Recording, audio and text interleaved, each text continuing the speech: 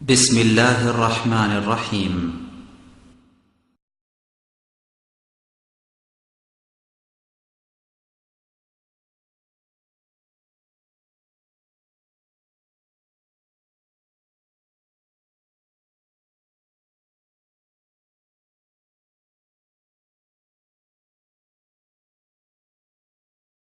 السلام عليكم ورحمة الله.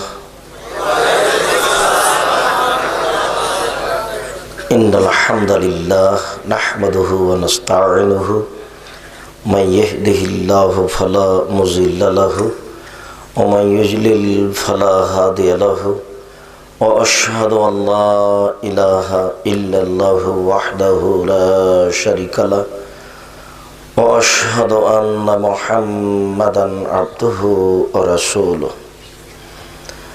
أما بعد فأعوذ بالله من الشيطان الرجيم. الزانية والزاني فاجلدوا كل واحد منهما 100 جلدة. عن أبي هريرة رضي الله تعالى عنه قال قال رسول الله صلى الله عليه وسلم البكر بالبكر جلد 100 وتغرب سنة والسيب الزاني الرجم رواه البخاري ومسلم. সম্মানিত উপস্থিতি, প্রশংসা আল্লাহর জন্য, শান্তি অবতীর্ণ হোক আল্লাহর রাসূলের উপর সাল্লাল্লাহু আলাইহি ওয়াসাল্লাম। আজকের দিনী বৈঠকে বক্তব্যের বিষয় পুরুষ ও নারীর অবৈধ সম্পর্ক। পুরুষ ও নারীর অবৈধ সম্পর্কে এক গুরুত্বপূর্ণ তথ্যবহুল বিবরণের চেষ্টা করব ইনশাআল্লাহুল আজিজ।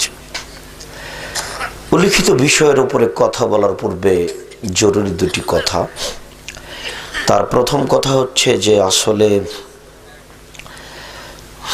আমাদের প্রশংসামূলক কথা বা আমরা মুফতি বা আমরা কোরআন হাদিস বুঝি এমন আলোচনাগুলি আমাদের সামনে হোক, এটা শরীয়ত অনুমোদন করে না। বরং এই দৃষ্টিকোণকে শরীয়ত খুব তীব্রভাবে নিন্দা করেছে। তিনি বলেছেন যে কেউ যদি কারো প্রশংসামূলক কথা বলে তাহলে যে বলছে তার মুখে মাটি ছুঁড়ে মারো। বুখারী মুসলিমের এক হাদিসে এসেছে যে যার প্রশংসা করা হলো তাকে ধ্বংস করা হলো। সামান্যতম যদি তার ভিতরে একটু অহংকার গৌরববোধ প্রকাশ পায় তাহলে তার যে কোনো ইবাদত কুলাবে না, তার পরিণাম জাহান্নাম। রাসূল সাল্লাল্লাহু আলাইহি ওয়াসাল্লাম বলেছেন সালাসাতুন মুহলিকাতুন ও সালাসাতুন মুনজিয়াতুন, তিনটি কাজে মানুষ ধ্বংস হয় আর তিনটি কাজে মানুষ বেঁচে যায়। তিনটি কাজে মানুষ ধ্বংস হয়, তিনটি কাজে মানুষ বেঁচে। এই ছেলেরা, তোমরা যারা দায়িত্ব পালন করো, এই মানুষগুলো দাঁড়িয়ে আছে কেন? তাদের বসার সহযোগিতা করো, নাহলে যে উপরে ফাঁকা আছে এখানে বসতে বলো।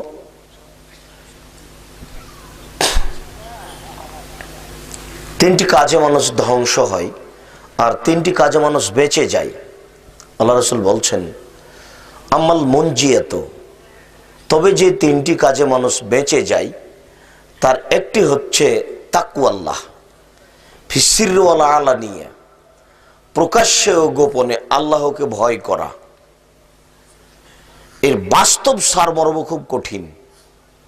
প্রকাশ্যে ও গোপনে আল্লাহকে ভয় করা এর বাস্তব খুবই কঠিন। যাতে মানুষ দেখতে পাবে যে লোকটা পরহেজগার, তাহলে সুদ খাবে না, অযথা হাটে বাজারে বসে থাকবে না, অন্যায় বিচার করবে না। এটা হলো বাহ্যিকভাবে আল্লাহকে ভয় করা। আর গোপনে আল্লাহকে ভয় করা, কোনো নারীর সাথে মোবাইলে গল্প করবে না, গোসলখানায় গিয়ে কোনো পাপে লিপ্ত হবে না, নির্জনে যখন একা আছে কারো ব্যাপারে মন্দ পরিকল্পনা করবে না। সবসময় সে ভাববে যে এটা পরহেজগারিতার বিরোধী কাজ, এটা আল্লাহকে ভয় করার বিরোধী কাজ। সবসময় তার আল্লাহ ভীতিতে তাকে ঠেকাবে।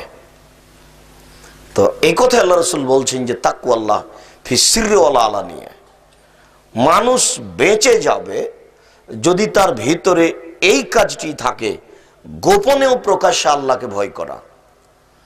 মানুষ তো আল্লাহকেই বুঝে না, তো আল্লাহকে ভয় করবে কি? আমি রাস্তায় হাঁটছি, আপনি আমাকে চিনবেন বলে বলবেন আব্দুর রাজ্জাক সাহেব আসসালামু আলাইকুম, কেমন আছেন? আপনি আমাকে চিনেনই না, তা আপনি কি বলবেন আমাকে যে আসসালামু আলাইকুম? আপনি তো তেমন বলবেন না। বা আরো শ্রদ্ধামূলক কিছু বলতে চাইলে চিনলে জানলে বলবেন, চিনবেন না জানবেন না তখন কি বলবেন? তা তো বলবেন, এটা হয় না। এ কারণেই রাসূল সাল্লাল্লাহু আলাইহি ওয়াসাল্লাম বলছেন ওয়াল্লাযী নাফসি বিয়াদিহি, আল্লাহর কসম, আল্লাহর কসম, আল্লাহর কসম, লাউ তা'লামুনা মা আ'লামু, আমি যেমন আল্লাহকে জানি তোমরা যদি জানতে, আমি যেমন আল্লাহকে জানি তোমরা যদি জানতে, লা বাকাইতুম কাসীর ওয়ালা যাহিকতুম কালিল, তাহলে বেশি বেশি কাঁদতে, কম কম হাসতে। তো আমাদের জীবনে তো কান্নার কোনো পরিবেশই নেই। এখানে আমরা বসে আছি বেশ কয়েকজন মানুষ, যদিচ পরিচালনা এই কমিটির মধ্যে যারা আছেন তারা মনে করছেন যে আজকের অনেস্ট মানুষ। কথা ঠিকই, ঢাকা শহর, গাজীপুর একটা শহরের ব্যাপার, কে 5 পয়সা ধর্মের দাম দেয়? ধর্ম একটা কঠিন নীতির নাম, ধর্ম একটা কঠিন নীতির নাম, মানে এমন কঠিন নীতির নাম যে কোনো কাজই নীতি ছাড়া চলে না। আর নীতি পালন করা মানুষের জন্য কঠিন, যদি মানুষই পালন করবে, গরু ছাগল করবে না। ধর্ম এত কঠিন যে 1 গ্লাস পানি পান করবেন তাতে 4টে নীতি লাগে। 1 গ্লাস পানি খেলে যদি 4টে নীতি লাগে তো কয়জন মানবে? 1 নাম্বার 1 গ্লাস পানি পান করবেন তো 1 নাম্বার ডান হাতে ধরতে হবে, 2 নাম্বার বিসমিল্লাহ বলতে হবে, 3 নাম্বার এক শ্বাসে পান করতে পাবেন না, 4 নাম্বার শ্বাস ভিতরে ফেলতে পাবেন না। 1 গ্লাস পানি পান করতে যদি এত নীতি লাগে, কে মানবে কয়জন? 2000 টাকা দিয়ে জুতা কিনেছেন, নিজ ইচ্ছে পড়তে পাবেন না, দলিল দিয়ে নীতি দিয়ে পড়তে হবে। নীতি আবার একজনের চলে, 2-1 জনের চললে একটা সুবিধা থাকতো যে আটরসি যেভাবে বলেছেন সেভাবে করলেই হবে, দেওয়ানবাগি যেভাবে বলেছেন সেভাবে করলেই হবে, খাজা মঈনুদ্দিন চিশতি যেভাবে করেছেন সেভাবে করলেই হবে। না, এত কঠিন ব্যাপার। কিসের দেওয়ানবাগি আর আপনার কিসের খাজা মঈনুদ্দিন চিশতি? উমর রাদিয়াল্লাহু তাআলা আনহু যদি বলেন যে এইভাবে, আর ওটা যদি রাসূলের না হয় তবু মানা যাবে না, ওটা বাতিল। উমরের নীতি চলে না। উমর এত বড় মানুষ, উমরের ঈমান এত বেশি, আল্লাহ রাসূল বলছেন উমর আনতা তাসলুক ফি তারিকিন লা ইয়াসলুক শায়তান ফি তারিকিকা, উমর তুমি যে রাস্তা দিয়ে হাঁটো ওই রাস্তা দিয়ে শয়তান হাঁটে না।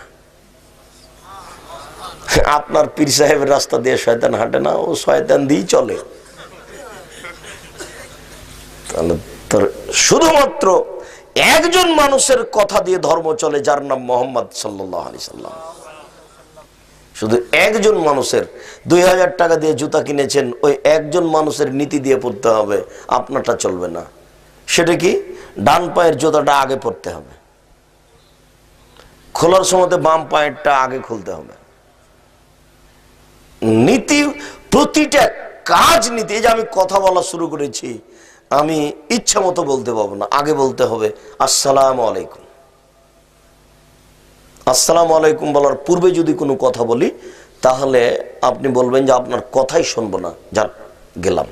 আল্লাহ রাসূল বলছেন মান কাল্লামা বেগাইরে সালামিন ফালা তুজিবহু, কেউ যদি কোনো কথা সালাম ছাড়াই শুরু করে তাহলে তুমি তার কথার উত্তরই দিও না, যাও।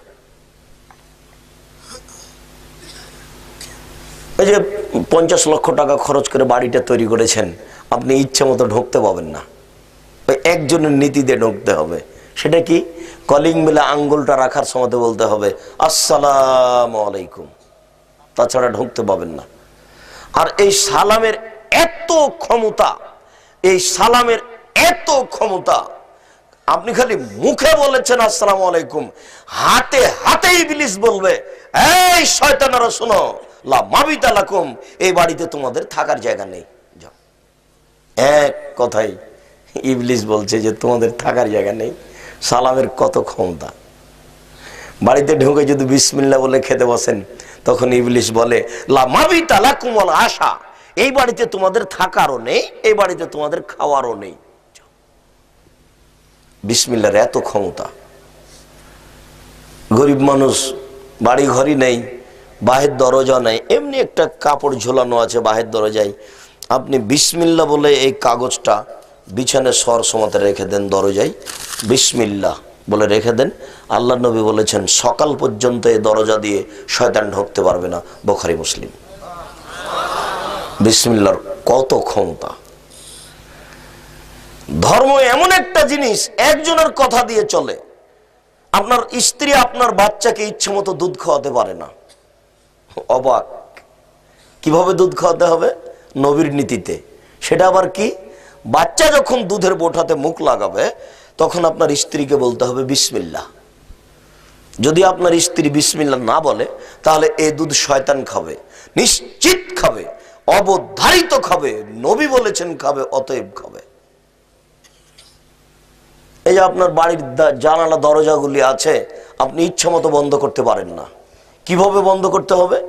একজনের নীতিতে বন্ধ করতে হবে, যার নাম মুহাম্মদ সাল্লাল্লাহু আলাইহি সাল্লাম। সেটা আবার কিভাবে?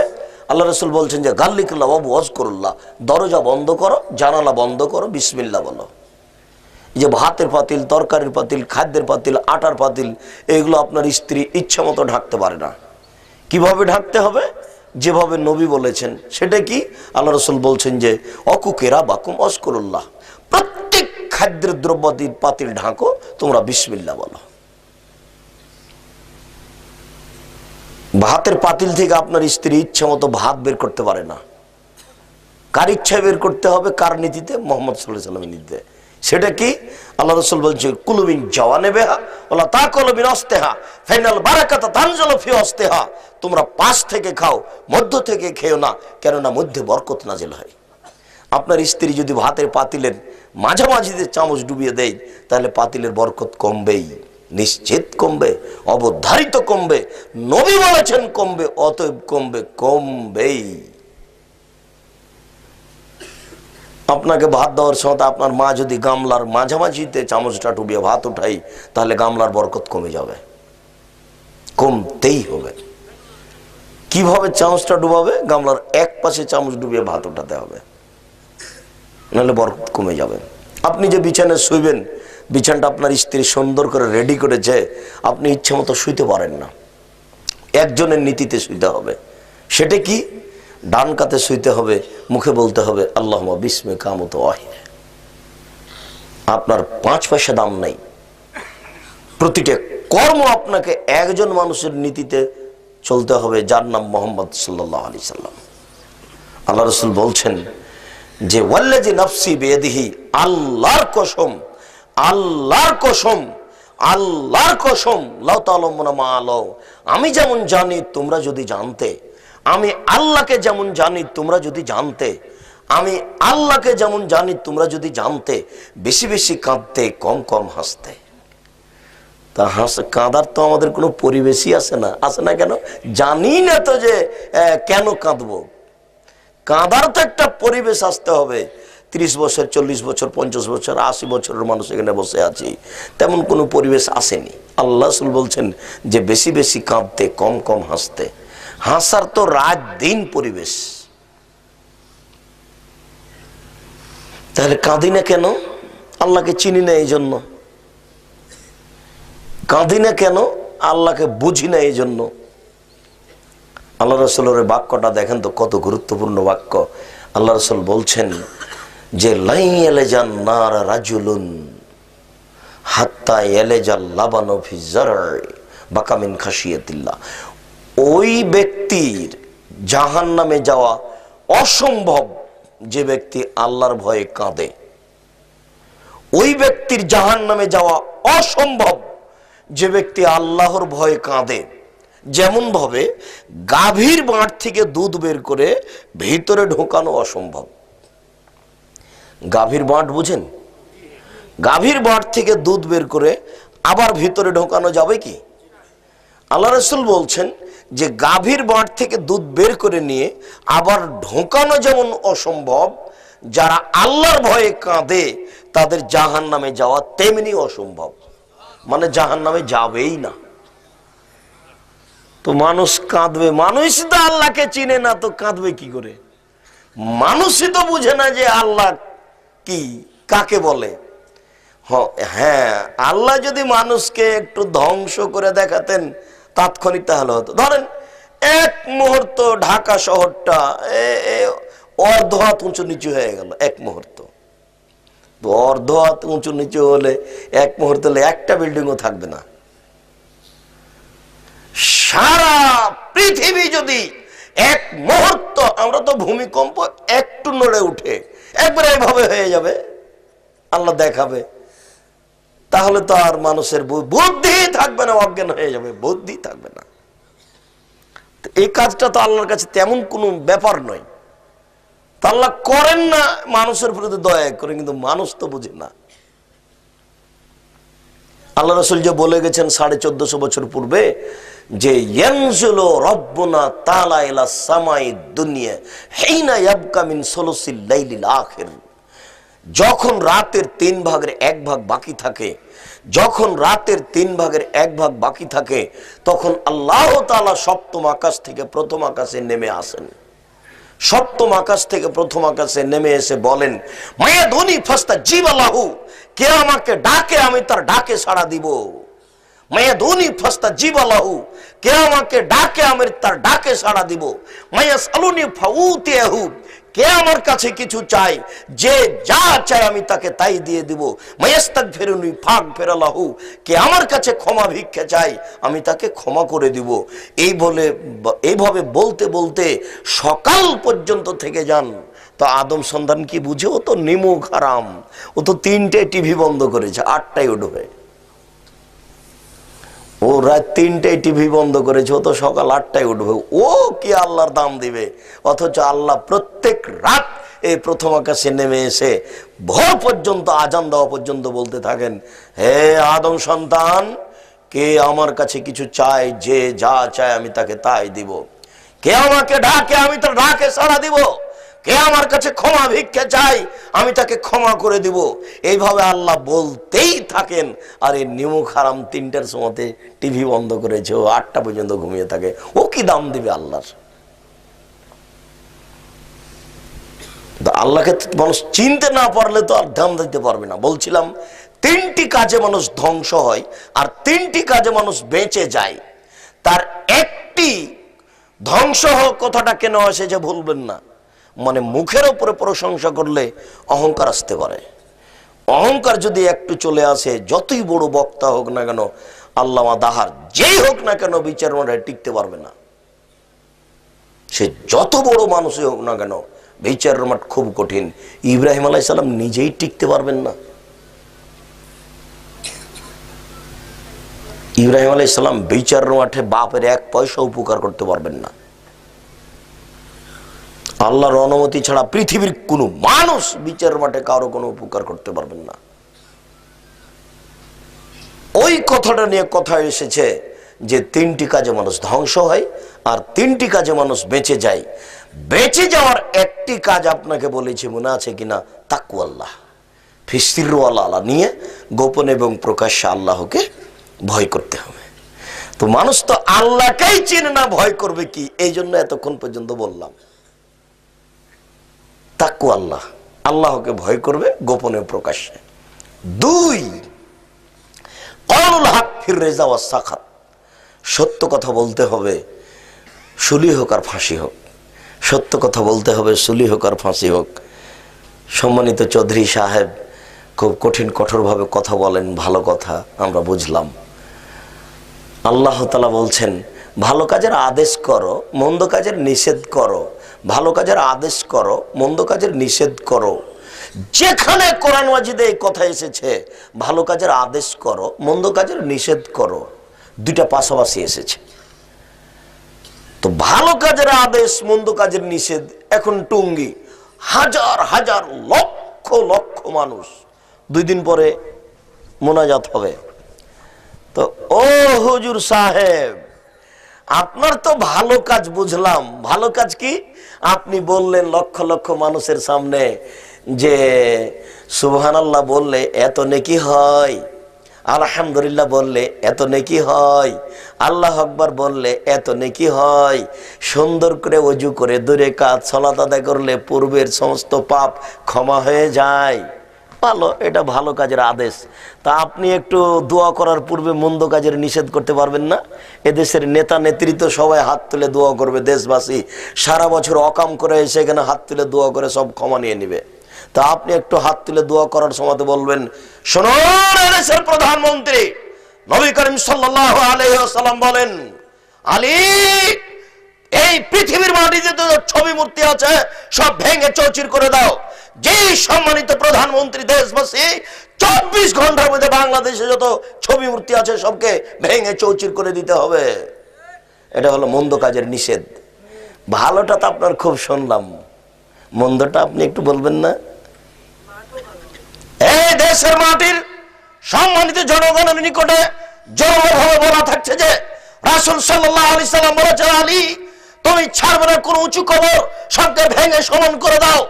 24 ঘন্টার মধ্যে মঈনুদ্দিন চিশতির কবর, শাহজালাল শাহপরানের কবর, গোলাপ শাহের মাজার, এই দেশের মাটিতে যত উঁচু কবর আছে লাঠি দিয়ে ভেঙে চৌচির করে দিতে হবে, সমান করে দেব মাটিকে। এটা হলো মন্দ কাজের নিষেধ। ক্ষমতা হয় না, মন্দ কাজের নিষেধ কি দেখাতে এসেছো তুমি? বলো কি তুমি? মন্দ কাজের নিষেধ তুমি খুঁজে পাও না?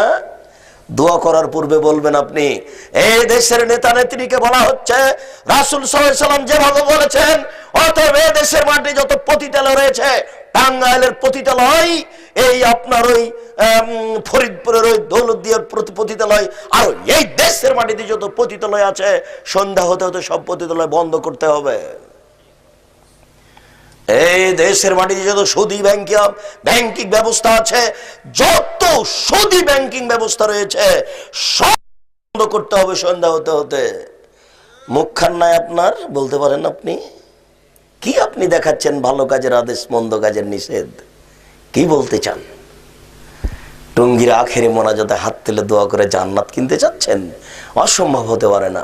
তোমার টঙ্গীর আখেরি মোনাজাতি এই টঙ্গীর বৈঠক নাজায়েজ হারাম হওয়ার জন্য যথেষ্ট। তোমার টঙ্গীর আখেরি মোনাজাতি যথেষ্ট যে তোমার এই বৈঠক নাজায়েজ হারাম, আরগুলো থাক। তোমার আখেরি মোনাজাত যদি চলে তো কাবা ঘরের ইমাম সাহেব হাজিদেরকে নিয়ে আরাফার মাঠে আখেরি মোনাজাত করতে পারেন না, ওটাই চলে না? তুমি তো খুব ভালোভাবে জানো যে যত লোক হজ করতে যায় সবাই আল্লাহর মেহমান। যত লোক হজ করতে যায় সবাই আল্লাহর মেহমান। আল্লাহর নবী শতবার বলেছেন। আর আল্লাহ রাসূল বলছেন যে আরাফার দিন যত মানুষকে আল্লাহ ক্ষমা করেন, অত মানুষকে আল্লাহ আর কোনোদিন ক্ষমা করেন না। আরাফার মাঠে আল্লাহ যত মানুষকে ক্ষমা করেন, পৃথিবীর আর কোনো জায়গায় কোনো স্থানে কোনো দিন অত মানুষকে আল্লাহ ক্ষমা করেন না।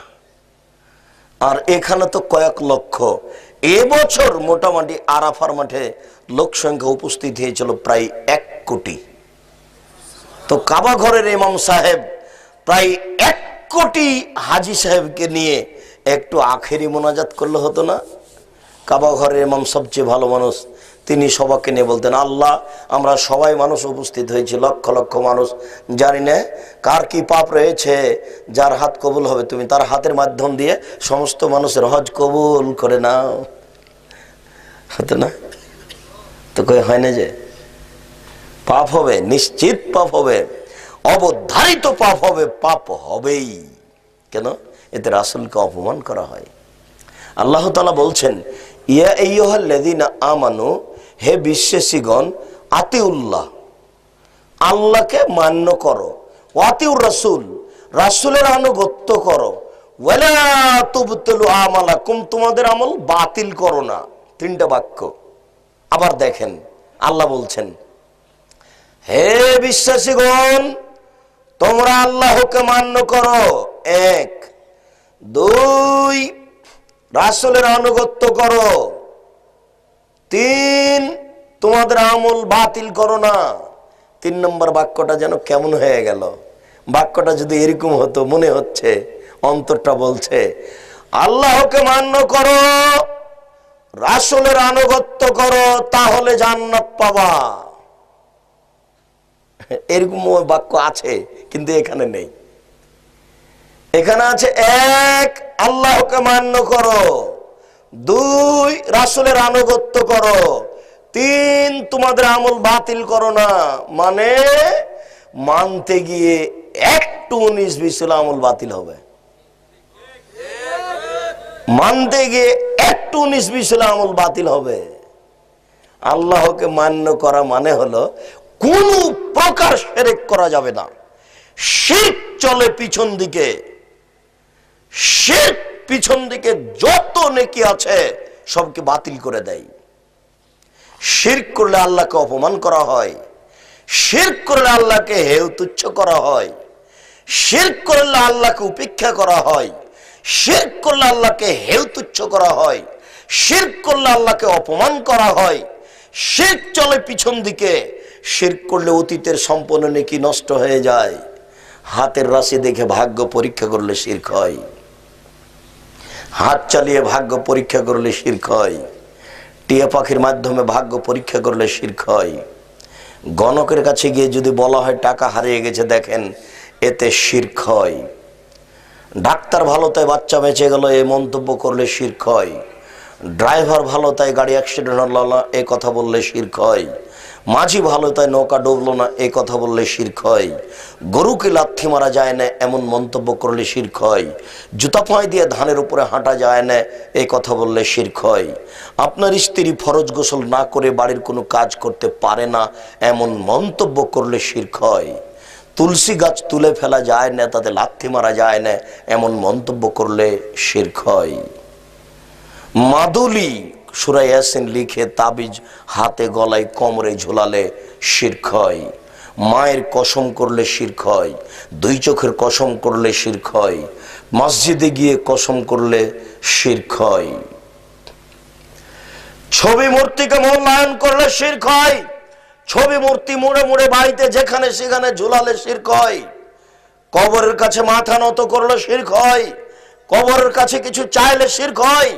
জন্মদিবস পালন করলে শিরক হয়। মৃত্যু দিবস পালন করলে শিরক হয়। 16 ডিসেম্বর পালন করলে শিরক হয়। 26শে মার্চ পালন করলে শিরক হয়।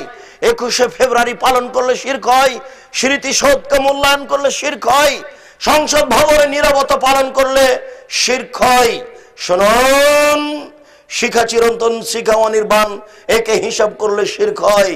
পহিলা বৈশাখ পালন করলে শিরক হয়। আমরা কি হিন্দু? পহিলা বৈশাখের মুখে লাথি মারতে জন্ম নিয়েছি। পহিলা বৈশাখ মানে আমি কি হিন্দুর বাচ্চা? পহিলা বৈশাখের মুখে লাথি মারতে জন্ম নিয়েছি। এ দেশের মাটিতে সুনাগরিকে বেঁচে আছি। এ দেশের সরকারকে জেলে রাখা দরকার। বাংলাদেশের মাটিতে যদি 2 জন সুনাগরিক থাকে আমরা তার 1 জন হব। অতএব মনে রাখা ভালো হবে, মুসলমান ঘরে জন্ম নিয়েছি। আমি মুসলিম চিররণবীর, মরণকে করি না ভয়। মরলে শহীদ, বাঁচলে গাজী, আমার উভয় সমান। জেল যতটুকু সেল ততটুকু, বাইরে যতটুকু ভিতরে ততটুকু। মরলে শহীদ, বাঁচলে গাজী, উভয়ই আমার সমান। আমি এই জীবনের 5 পয়সা দাম দিই না।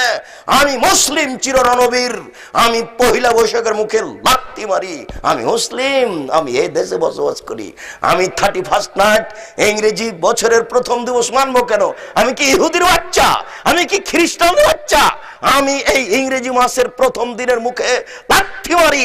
আমি এই ইংরেজি মাসের প্রথম দিনকে মুখে লাথি মারি। তুমি কার পুরুষ? তুমি কার পুরুষের বাচ্চা? তোমার শরীরে পুজ আছে। তুমি মূর্খ, তুমি বর্বর, তুমি অসভ্য। যত যুবক যুবতী এইসব দিবস মানে যারা পান্তা ভাত নিয়ে গিয়ে বট গাছের নিচে ইলিশ মাছ দিয়ে খায়, এবং যারা একে মানে, যাকে এরা হিসাব করে, যত নেতা, যত নেত্রী, যত ছাত্রী, যত ছাত্র, যত শিক্ষক, যত শিক্ষিকা, এরা সবাই বন্য, এরা সবাই বর্বর, এরা সবাই অসভ্য। যারা এইসব দিনকে পালন করে, আমি আব্দুর রাজ্জাক যদি তাদের মুখ প্রমাণ না করতে পারি, আমি জাতির সামনে জিন্দেগিতে আর কোনোদিন আসবো না। আজকে শেষ করলাম, আমার মরা পর্যন্ত সময় থাকলো। বলেন কি আপনি? বলছিলাম শিরক করলে আল্লাহকে উপেক্ষা করা হয়। শিরক বুঝবে কে? শিরক কে 5 পয়সা দাম দেয়? প্রতিদিন সকালে এনপি এলিগেন্সে আসতাম রাজশাহী থেকে, তো নাটোর থেকে একজন লোক উঠতো, একটা বড় টুপি, বিশাল 800,000 টাকার দাম টুপি। তো অনেকদিন থেকে ভাবতাম যে লোকটার সাথে কথা বলবো হয় না। একদিন কথা বললাম, তো কথা প্রসঙ্গে বলছেন যে অমুক অমুক বই পড়ি, তো সে বইগুলি আমার লেখা, এ বইগুলি পড়ে, আমার সাথে সাক্ষাৎ নেই। তো বলছে যে আমি খুব শিরকের কথা বলি, আমি খুব বেদাতের কথা বলি। তা বললাম আপনি শিরকের কথা কি বলেন? এসব আয়াত পড়ি, আয়াতের অনুবাদ করলেন, ভালো কথা। এসব হাদিস পড়ি, এসব হাদিসের অনুবাদ করলেন, ভালো কথা। তারপর আপনি জনগণকে কি দেখালেন যে কোনটা শিরক? না, সেটা তো দেখায় না। তাহলে আপনার জনগণ কি দিয়ে বুঝবে যে এটা শিরক? 3-4টা আয়াত অনুবাদ করেন কোরআন মাজিদ থেকে শিরকের। আল্লাহ তাআলা বলছেন লা তুশরিক বিল্লাহ, তুমি আল্লাহর সাথে লাইন আশরাকতা লা হাবাতা না মালক। মুহাম্মদ সাল্লাল্লাহু আলাইহি সাল্লাম আপনি যদি শিরক করেন তাহলে আপনার আমল বাতিল হবে। রাসূল সাল্লাল্লাহু আলাইহি সাল্লাম বলেন লা তুশরিক বিল্লাহ ওয়া ইন কুতিলতা হুররিকতা, তুমি আল্লাহর সাথে শিরক করবে না, তোমাকে হত্যা করা হলো, জ্বালিয়ে দেওয়া হলো। একটা আয়াত অনুবাদ করলাম, একটা হাদিস অনুবাদ করলাম, এই আয়াতে এবং এই হাদিসে শিরক কোনটা কোনটা এটা দেওয়া নেই। আবার বুঝেন, আল্লাহ তাআলা বলছেন আমাদের নবীকে লাইন আশরাকতা, আপনি যদি শিরক করেন লা হাবাতা না মালক, আপনার আমল বাতিল হয়ে যাবে। এটা আয়াত। আল্লাহ নবী বলছেন লা তুশরিক বিল্লাহ, তুমি আল্লাহর সাথে শিরক করবে না, তোমাকে জ্বালিয়ে দেওয়া হলেও, হত্যা করা হলেও। এটা হাদিস। কিন্তু এই আয়াতের এই হাদিসে কোনটা কোনটা শিরক এটা কি বলা আছে? এখন এই দুটো অনুবাদ করার পরে বাংলাদেশের মাটিতে যত শিরক আছে সব টেনে নিয়ে আসতে হবে, সব ওই মুসল্লির সামনে বলতে হবে, পেশ করতে হবে। 24 ঘন্টার মধ্যে এদেশের নেতা নেত্রীর ছবি যত রাস্তাঘাট আছে সব ভেঙে চৌচির করতে হবে। এটা শিরক। আমি কাপুরুষের বাচ্চা, আমি কুসন্তান, আমি ছবিকে মূল্যায়ন করার জন্য জন্ম নিয়েছি? আমি কুসন্তান নাকি? আমি কি বাচ্চা? আমার রক্তের সাথে মিশে আছে মূর্তি ভাঙা নীতি, আমার গোশতের সাথে মিশে আছে মূর্তি ভাঙা নীতি, আমার রক্তের সাথে মিশে আছে মূর্তি ভাঙা নীতি, আমার গোশতের সাথে মিশে আছে মূর্তি ভাঙা নীতি। ইব্রাহিম আলাইহিস সালাম তিনি ওই মূর্তিখানায় ঢুকে লাঠি মেরে মূর্তিকে ভেঙে চৌচির করেছিলেন। আমার নবী যেদিন কাবা ঘরে ঢুকলেন, নিয়ে লাঠি নিয়ে ঢুকে তিনি বললেন জাল হক, এসেছে সত্য, ওয়াজাকাল বাতিল, চলে গেছে মিথ্যে, ইন্নাল বাতিলা, নিশ্চয় মিথ্যে, কালো জাহুকা, চিরদিন মিথ্যে। এই বলে বাপের ছবি মূর্তিগুলো ছিল ইব্রাহিম এবং ইসমাইলের, সবকে লাথি মেরে ভেঙে চৌচির করে দিলেন। আমার রক্তের সাথে মিশে আছে মূর্তি ভাঙা নীতি, আমার রক্তের সাথে গোশতের সাথে মিশে আছে মূর্তি ভাঙা নীতি। অতএব আমি কুসন্তান নই, আমি মুসলিম, আমি সুসন্তান। আমার বাপের কবরটা দিয়ে এসে বাড়িতে ঢোকে, আমার বাপের একটা পাসপোর্ট সাইজের ছবি ছিল, ওই ছবিটাকে একবারে টুকরো টুকরো করে ছিঁড়ে ফেলবো। কেন? আমি ছবি পূজা করি না, আমি তাকে অ্যালবামে রাখবো না, আমি তাকে কোথাও লুকিয়ে রাখবো না, আমি তার দাম দিই না। আমি মুসলিম। আমি বাপের কবর দিয়ে এসে পাসপোর্ট সাইজের যে ছবিটা ছিল, আর আমার বাপের হজ করা লাগবে না, আমার বাপের আর জমি জায়গা তার নামে করা লাগবে না, এই ছবির আর দাম নেই। অতএব এই ছবি পাসপোর্ট সাইজের যেটা, সেটাকে ছিঁড়ে ফেলবো। এবার ছিঁড়ে ফেলার পরে আবার কবরের পাশে যাব, বাপের কবরের পাশে গিয়ে হাত তুলে দোয়া করে বলবো রব্বির রহমহুমা কামা রাব্বায়ানি সাগীরা, হে আমার প্রতিপালক, আমার পিতা মাতা বাল্য অবস্থায় আমাকে যেভাবে দেখেছিল তুমি তাকে সেভাবে দেখো। রব্বিক ফিরলি ওলে ওলে দাইয়া, হে আল্লাহ তুমি আমাকে ক্ষমা করো, আমার পিতা মাতাকে ক্ষমা করো। আল্লাহুম্মা গফিরলি আবি ওয়ারফা দারজাতাহু ফিল মাহাদিন, আল্লাহ তুমি আমার পিতাকে ক্ষমা করো, তাকে উচ্চ মর্যাদা দান করো, তুমি তার কবরকে প্রশস্ত করো, তুমি তার কবরকে আলোকিত করো। আল্লাহুম্মা গফিরলাহু, আল্লাহ তুমি তাকে ক্ষমা করো। ওয়ারহামহু, তুমি তার প্রতি রহমত নাজিল করো। ওয়াফিহি, তুমি তাকে মাফ করো। ওয়াফিআনহু, তুমি তার প্রতি নিরাপত্তা অবতীর্ণ করো। ওয়াকরিম নুজুলাহু, তুমি তাকে দামি সম্মানী খাদ্য খেতে দাও। ওয়াসমাদ খালাহু, তুমি তার থাকার জায়গা প্রশস্ত করে দাও। ওয়াগসিলহু বিল মাই ওয়াসসালজি ওয়াল বারদ, তুমি তার পাপকে ঠান্ডা স্বচ্ছ পানি দিয়ে ধুয়ে পরিষ্কার করে দাও। কামা নাক্কাইতা সাবলা ওয়াজমিনাদ দানাস, যেমন ভাবে সাদা কাপড়কে ময়লা থেকে ধুয়ে পরিষ্কার করা হয়। আব্দুলহু দারান খায়রান মিন দারিহি, দুনিয়াতে যে বাড়ি ছিল তার চেয়ে সুন্দর বাড়ি দাও। আহলান খায়রান মিন আহলিহি, দুনিয়াতে যে পরিবার ছিল তার চেয়ে সুন্দর পরিবার দাও। ওয়াজাওজান খায়রান মিন জাওজিহি, দুনিয়াতে যে স্ত্রী ছিল তার চেয়ে সুন্দর স্ত্রী দাও। ওয়াদখিলহুল জান্নাহ, তুমি তাকে জান্নাতে প্রবেশ করাও। ওয়াজহু মিন আযাবিল কবর, তুমি তাকে কবরের শাস্তি থেকে বাঁচাও। ওয়া মিন আযাবিন নার, তুমি তাকে জাহান্নামের শাস্তি থেকে বাঁচাও। আমি সুসন্তান, আমি কি কুসন্তান? আমার বাপের কবর দিয়ে এসে আমার বাপের ছবিটাকে সুন্দর করে সাজিয়ে ঝুলিয়ে রাখবো? আমি কুসন্তান নই, তুমি কুসন্তান, তুমি কুসন্তান, তুমি কুসন্তান, তুমি জাতির জন্য কলঙ্ক, তুমি তোমার বাপের জন্য, তোমার বংশের জন্য কলঙ্ক। জোর করে তুমি জান্নাত কেনার চেষ্টা করিও না। কবি নজরুল বলেছেন, মসজিদের পাশে কবর দিও ভাই। কিসের মসজিদের পাশে? মসজিদের পাশে কবর দিয়ে কি হবে? আপনার বাপ যদি মারা যান আর আপনার বাপের কবরটা যদি কাবা ঘরের নিচে ঢুকিয়ে দেন, এক পয়সা লাভ নেই।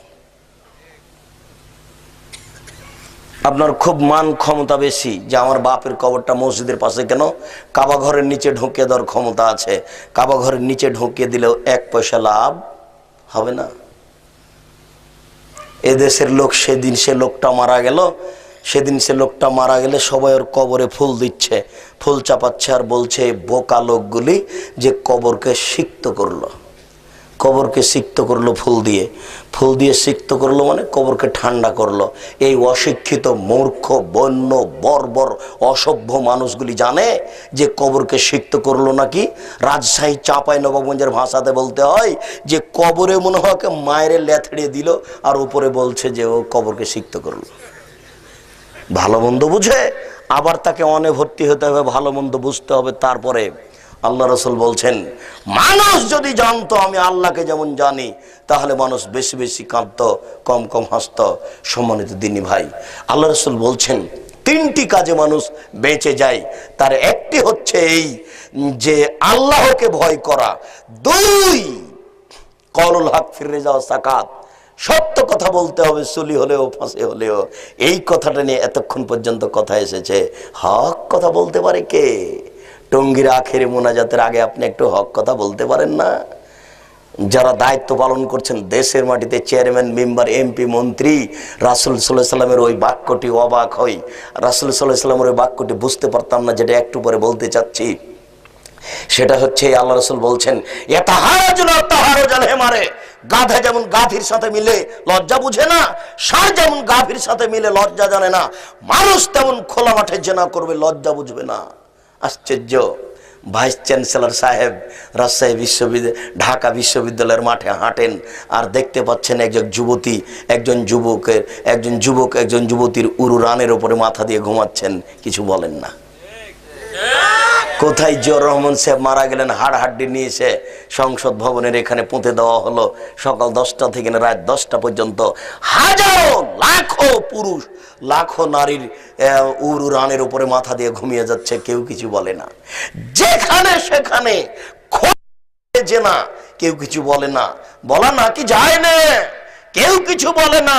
বলা নাকি যায় না, বলা নাকি অপরাধ। কেউ নাকি মানুষ নেই, সবাই নাকি পশু।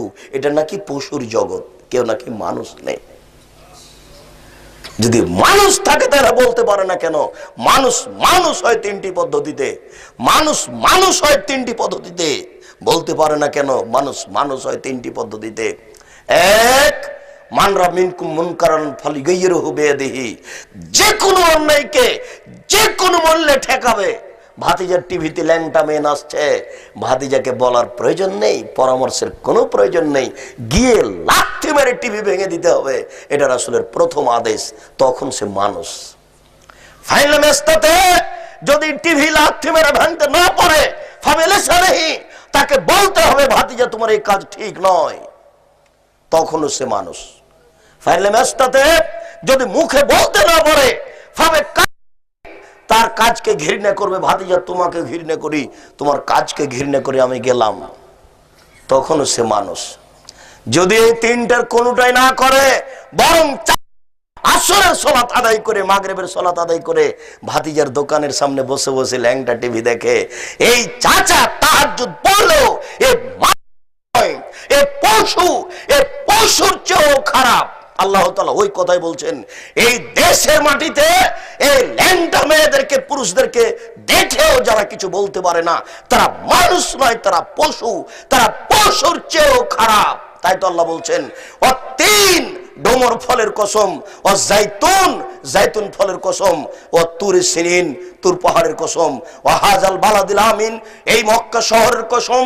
আমি আল্লাহ চারটা জিনিসের কসম করে বলছি, আমি আল্লাহ চারটা জিনিসের কসম করে বলছি, লাকাদ খালাকনাল ইনসানা ফি আহসানি তাকবীম, আমি মানুষকে অতীব উত্তম করে সৃষ্টি করেছি।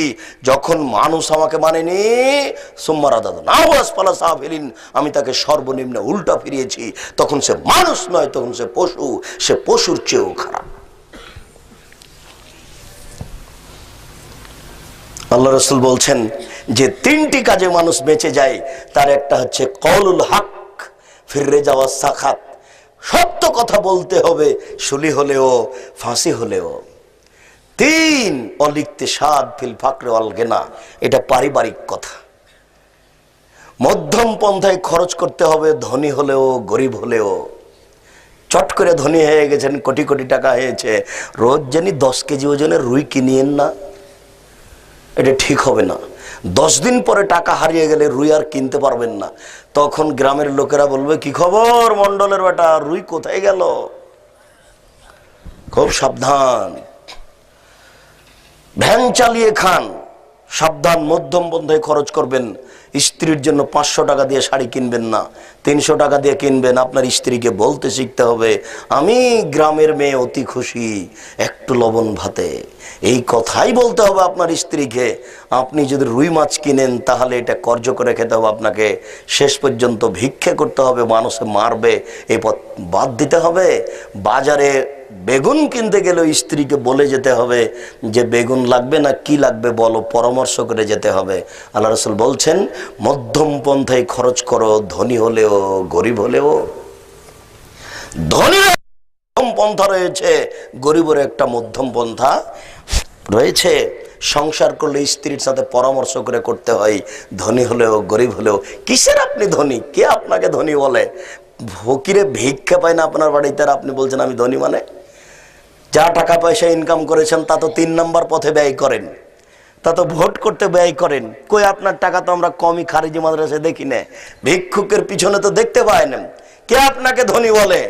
ধনী আপনি দেখবেন, দেখেন 1 মিনিট, ধনী আপনি দেখবেন, দেখেন 1 মিনিট আপনাকে দেখায়, ধনী আপনি দেখবেন, দেখেন আপনাকে আমি 1 মিনিট ধনী দেখাই। আল্লাহ রাসূল একদিন সকালে বলছেন, এই শোনো, 400 কিলোমিটার পথ হেঁটে যেতে হবে যুদ্ধ করতে, আর্থিক খুবই সমস্যা, বলো কে কি দিবা? 400 কিলোমিটার পথ হেঁটে যেতে হবে মদিনা থেকে তাবুক, খুব সংকট আর্থিক, কে কি সহযোগিতা করবা? তখন উমর রাদিয়াল্লাহু তাআলা একবারে ফার্স্টে লাভ দিতে বলছেন, আল্লাহর রাসূল, আমার বাড়িতে যত অর্থ সম্পদ আছে তার অর্ধেক দিলাম। তখন আবু বকর সিদ্দিক রাদিয়াল্লাহু তাআলা বলছেন, আল্লাহর রাসূল, আপনাকে আর আল্লাহকে বাড়িতে রেখে যা আছে সবই দিলাম। তখন উমর বলছেন যে, আজ যখন আবু বকর সিদ্দিককে নেকি করে পারিনি, তো জিন্দেগিতে কোনোদিন অন্তত আবু বকর সিদ্দিককে নেকি করে পারবো না। তার মানে আবু বকর সিদ্দিক হয়তোবা 10 টাকা দিয়েছেন, উমর হয়তোবা 10,000 দিয়েছেন, কিন্তু আবু বকর সিদ্দিক রাদিয়াল্লাহু তাআলা যে ভাষা বলেছেন, এই ভাষাকে ডিঙ্গিয়ে যাওয়ার মতো কিয়ামত পর্যন্ত আর কোনো পথ হবে না। কিয়ামত পর্যন্ত কোনো দিন কোনো মানুষ আবু বকর সিদ্দিকের ভাষাকে ডিঙ্গিয়ে বলবেন যে আমি বেশি দান করলাম, এরকম পথ কিয়ামত পর্যন্ত হবে না। আবু বকর সিদ্দিক বলছে যে আপনাকে আর আল্লাহকে বাড়িতে রেখে যা আছে সবই দিলাম, আপনি এখন জানতো দেখে বাক্য ডিঙ্গিয়ে কোথায় যাবেন। আমি আপনাকে ইনাকে দেখাইনি, আমি আর একজনকে দেখাবো, ধনী মানুষ, সেটা দেখানোর জন্য বলছি। তখন উসমান রাদিয়াল্লাহু তাআলা আনহু বলেন, আল্লাহ ঠিক আছে, চিন্তার কিছু নেই, যত মানুষ তাবুকের মাঠে যাবে সমস্ত মানুষের 3 মাসের খাওয়া খরচ আমি উসমান বহন করব। 3 মাস যাবত মানুষকে যাতায়াতের জন্য যত টাকা পয়সা লাগবে তার অর্ধেকের যানবাহন, টাকা পয়সা, খাওয়া খরচ আমি বহন করব। সেদিন তাবুকের যুদ্ধে মানুষ ছিল 30,000, তাহলে 15,000 মানুষকে তিনি 15,000 উট দিবেন, 15,000 মানুষের 3 মাস খাওয়া খরচ বহন করবেন। এদেশের সরকারকে যদি বলা হয় যে 15,000 মানুষকে 3 মাস খাওয়ান, তো রাজি হবে না। এর নাম ধনী। কয় টাকার মালিক আপনি? আপনি দেখেন ধনী কাকে বলে। মুখের উপরে বলছেন যত মানুষ যাবে তাবুকের যুদ্ধে সমস্ত মানুষের খরচ, যাতায়াত খরচ আমি উসমান বহন করব, এর নাম ধনী। টাকা তো 2-4টা ইনকাম করেছিলেন ঢাকা শহরে, সেটা তো আপনি রাজনীতিতে খরচ করেছেন। ফকির তো আপনি চিনেন না, মিসকিন তো আপনি চিনেন না, কওমি মাদ্রাসা তো আপনার জানাই নেই। ধনী কাকে বলে, টাকা পয়সা কাকে বলে। এই জন্য তো আমি মাঝে মধ্যে আপনাদেরকে বলি, দেখেন আপনার বাপের স্বভাবে ফিরে যেতে হবে। যে বাড়িটিতে আমরা অপেক্ষা করছিলাম সে বাড়িটা সরকার বাড়ি, তার মানে আমি জানতে পারলাম যে এই বাড়িতে বড় বড় আলেম ওলামা আগে আসতেন, আমি অবশ্য শুনেছি এ নামে। তো ওই বাপ দাদার আত্মীয় স্বজনের উপরের যারা বেঁচে ছিলেন তাদের বৈশিষ্ট্য ধরে রাখতে হবে, সেটা খুবই কঠিন। সেই বৈশিষ্ট্য ধরে রাখতে হবে, সেটা খুবই কঠিন। আল্লাহ রাসূল বলছেন যে জান্নাতের ভিতরে খুব দামি দামি ঘর আছে, এত দামি ঘর আছে, ইরা জাহিরা মিন বাতিনহা বাতিনহা মিন জাহিরিহা, যার বাহির থেকে ভিতর দেখা যায়, ভিতর থেকে বাহির দেখা যায়। এত স্বচ্ছ উন্নত মানের পদার্থের হীরা মুক্তা মাণিক্য দ্বারা তৈরি, যার বাহির থেকে ভিতর দেখা যায়, ভিতর থেকে বাহির দেখা যায়। তখন সাহাবীগণ বলেন, আল্লাহ রাসূল লেমান হাজিহি, এত দামি জান্নাত কে পাবে, এসব দামি জান্নাত কে ভোগ করবে? তখন তিনি 1 নম্বরে বললেন, লেমান আলানাল কালামা, যার মুখের ভাষা নরম। 2 আতআমাত তাআমা, যে ফকির মিসকিন দুস্থ গরিবকে খেতে দেয়। 3 আদামা সিয়ামা, যে নফল সিয়াম আদায় করে। 4 আসাল্লা বিল্লাহি ওয়ান নাস নিয়াম, মানুষ যখন ঘুমিয়ে তখনও সালাত আদায় করে, তাহাজ্জুদ পড়ে, এরাই পাবে ওই দামি জান্নাত। 2 নম্বরে আছে ফকির মিসকিন দুস্থ গরিবকে খাওয়ার দেয়। কেন আপনি আপনার বাপের স্বভাবে ফিরে যাবেন না? আপনার দাদার বৈশিষ্ট্য আপনি কেন ফিরে যাবেন না? আপনারা ছিলেন 10-12 ভাই বোন, 5 ভাই 5 বোন, এ হলো 10 জন। আর আপনার বাপের একটা অভ্যাস ছিল ফকির ধরে নিয়ে আসা মসজিদ থেকে। তো রাতে 2 জন ফকির ধরে নিয়ে এসেছেন, আর আপনাদের বাড়িতে ছিল 3 জন কিষান কামলা, তাহলে 2 জন আর 3 জন, এ হলো 5 জন।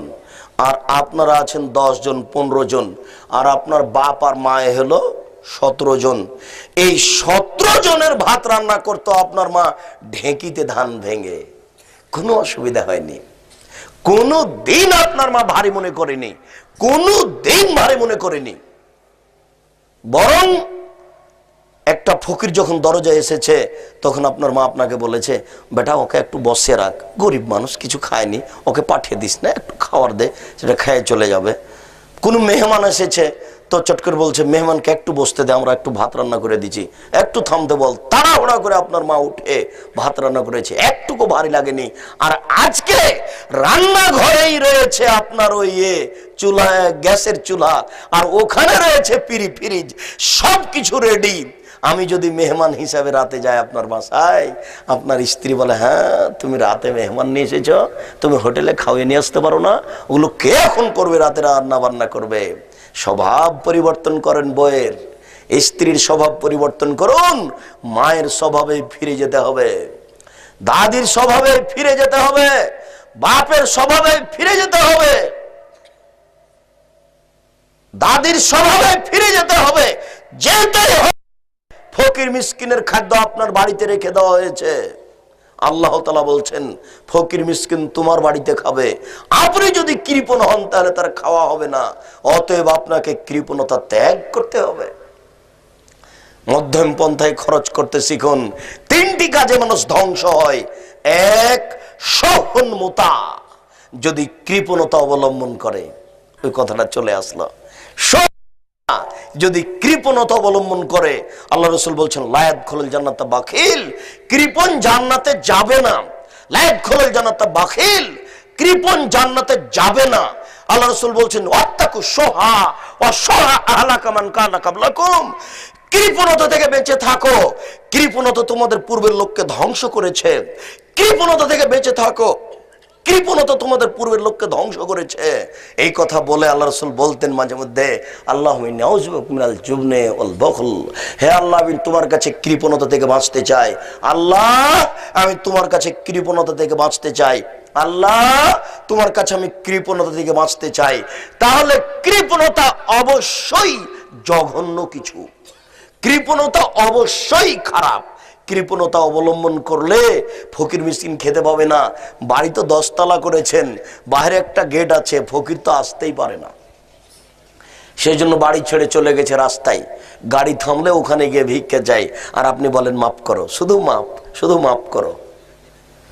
পকেটে কিছুই নেই, কিছু দেওয়া যায় না, বাড়িতে তো আসবে না, বাড়িতে আসার কোনো সুযোগই নেই।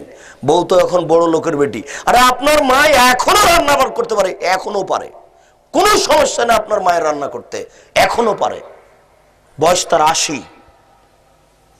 আপনি এখন বলেন ফিরিয়ে দিবে না মেহমানকে, না বেটা ফিরিয়ে দিও না, আমি নিজে রান্না করে দিচ্ছি, তুমি ফকিরকে খাওয়ার দাও।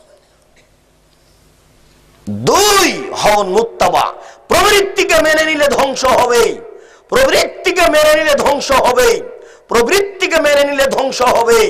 3, এজাবুল মারে বিনাফসিহি ওয়া আসাদ্দুহুন না, অহংকার ভিতরে আসলে সে ধ্বংস হবেই।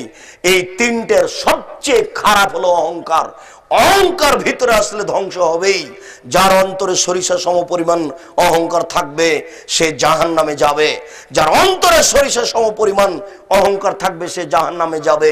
এই জন্য ওই কথাটা বলছিলাম সম্মানিত দিনী ভাই, মহান আল্লাহ বলেন আযানিয়াতু যানি ফাজলিদু কুল্লা ওয়াহিদিন মিনহুমা মিআতা জালদা, অবৈধ সম্পর্ককারী পুরুষ, অবৈধ সম্পর্ককারী নারী, তোমরা এদেরকে 100 লাঠি পিটাও।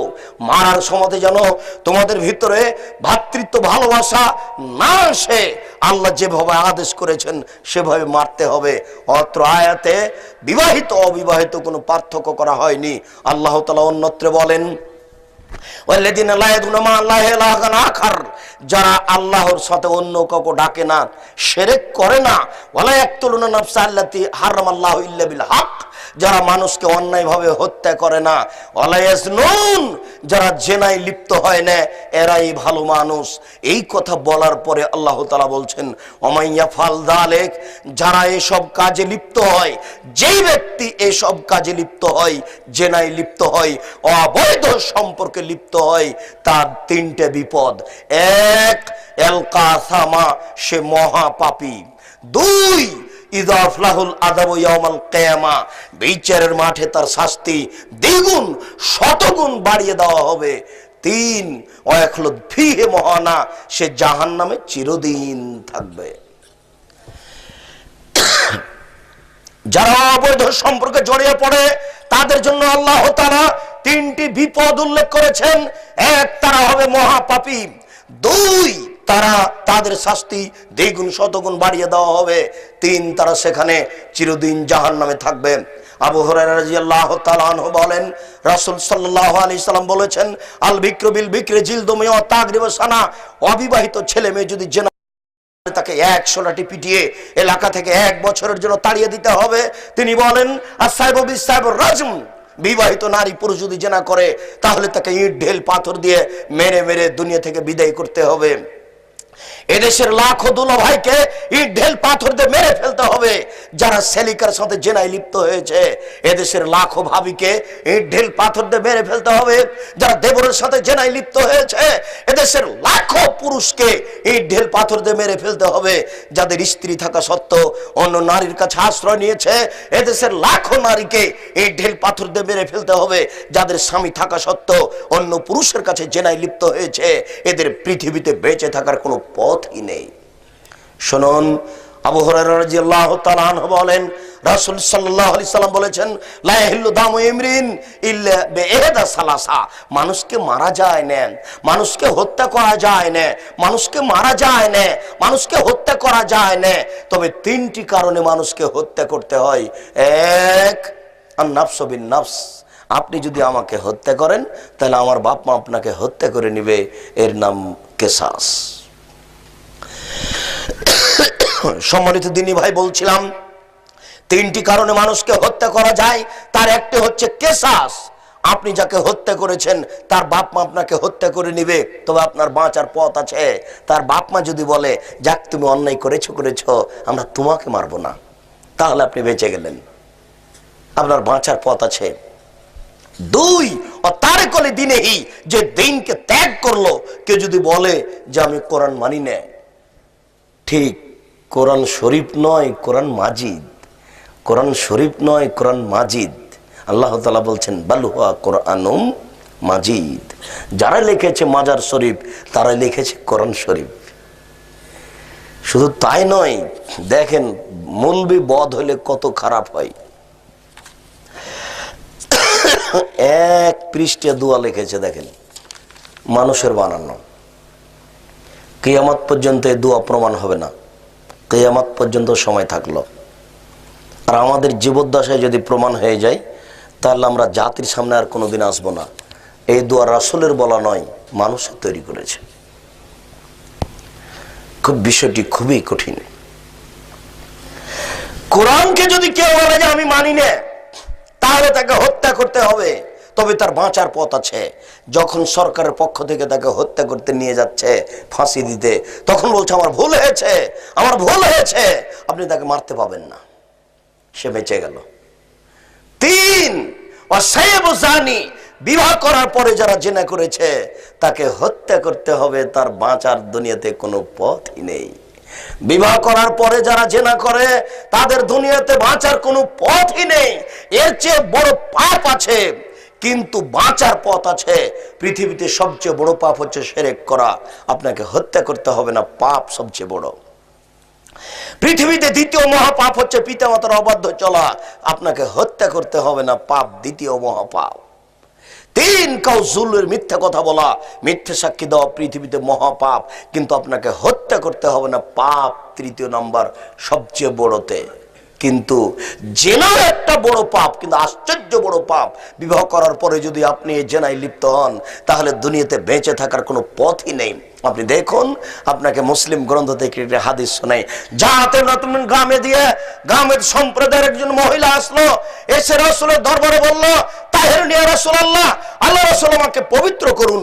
তখন আল্লাহ রাসূল বললেন, ইরজাই, তুমি বাড়ি ফিরে যাও, আস্তাগফিরুল্লাহ, তুমি আল্লাহর নিকটে ক্ষমা চাও, ওয়া তুবি ইলাইহি, তুমি তওবা করো, আল্লাহ তোমাকে মাফ করে দিবেন।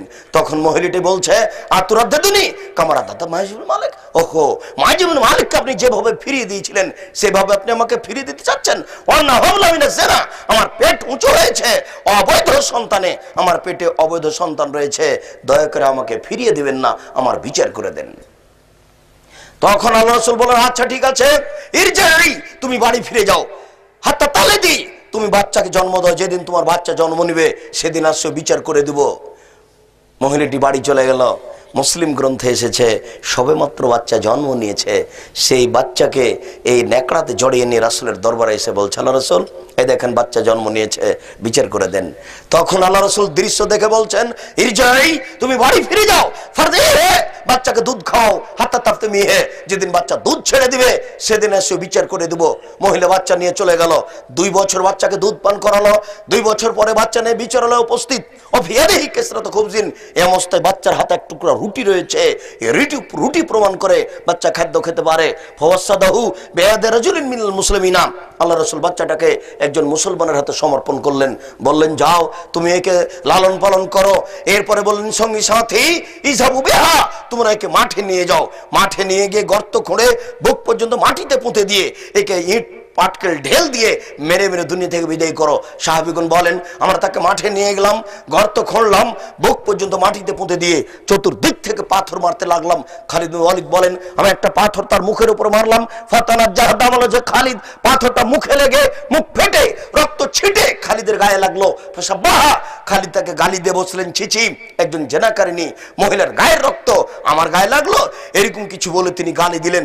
আল্লাহ রাসূল বললেন বলেন খালিদ, খালিদ থামো, তুমি একে গালি দিও না। লাকা তাওয়াতলাউ তাওয়া সাহেব হচ্ছেন না গোবেরালাহু, এই মহিলা এত তওবা করেছে, আল্লাহর দরবারে তো ক্ষমা ভিক্ষে চেয়েছে, এরূপ তওবা যদি কোনো বড় থেকে বড় পাপী চাই তাহলে তার পাপকে ক্ষমা করা হবে। খালিদ আসলে একে ক্ষমা করা হয়েছে খালিদ, তাই তো তিনি জানাজা করলেন, কাফন দাফন করলেন, তিনি সব কিছু করলেন, ক্ষমা হয়ে গেছে ঘোষণা দিয়ে দিলেন, কিন্তু তিনি তার শাস্তি মাফ করলেন না।